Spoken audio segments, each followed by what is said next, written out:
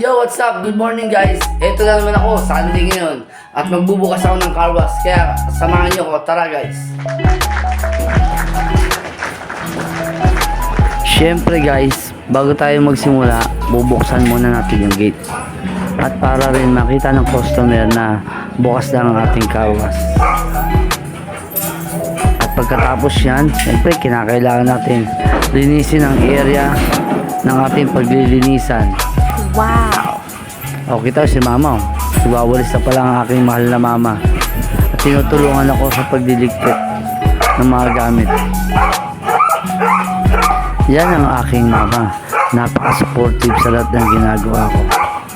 Kaya, mahal na mahal ko yung mama ko na yan. Thank you, ma.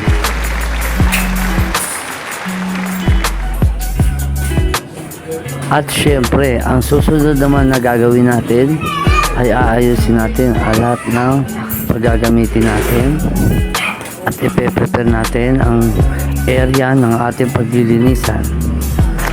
Kaya ilalabas ko muna ang ating mga gamit gaya ng tire block, armor shield, at yung mga basahan na kailangan natin gamitin sa paglilinis. Yan ang napaka-importante sa lahat. At ang next na gagawin naman natin guys, syempre dalawang alaga nating aso, hindi natin maiwasan yan.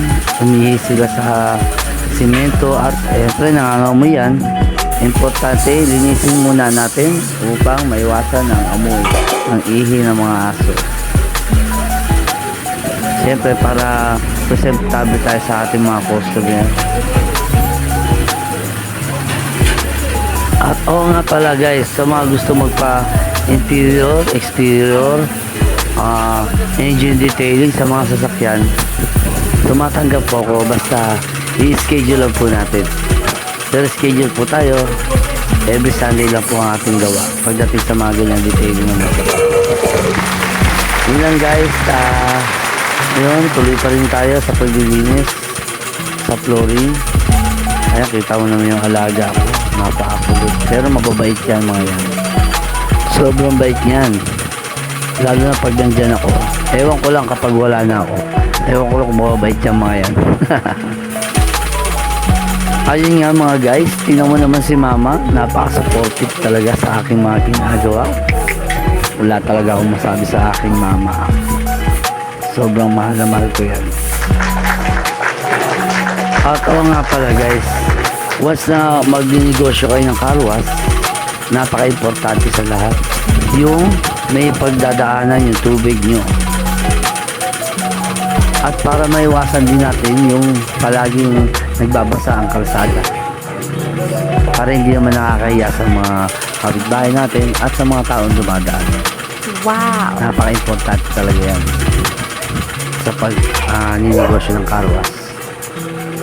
At kung kayo pala guys ay taga-Taguig, Western Bigutan, matatagpuan nyo itong Master Clean Car Wash ko dito lang sa Salong Street. At kahit anong motor ay open na open magpalinis dito sa Master Clean Car Wash. At guys, samahan nyo pala ako hanggang sa ibang vlog ko, hanggang sa paglilinis ng motor.